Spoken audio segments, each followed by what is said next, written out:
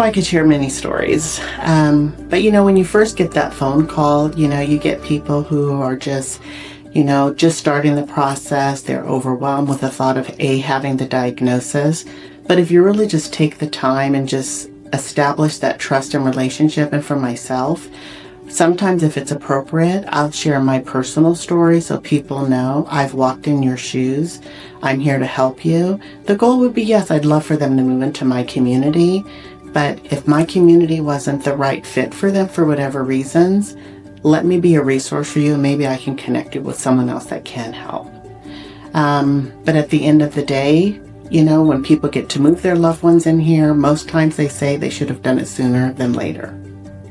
First, I always like to ask, so tell me about what's going on. What has changed? How long have they had the diagnosis?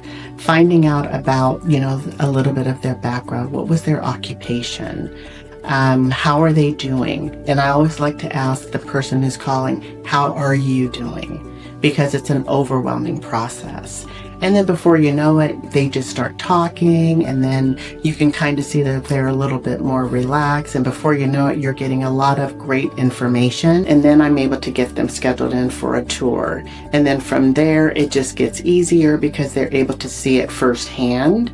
And then it's like, okay, at the end of that tour, I'm a hugger, and I always like to ask permission. And then I let them know I'm here to help them through the whole process as best I can.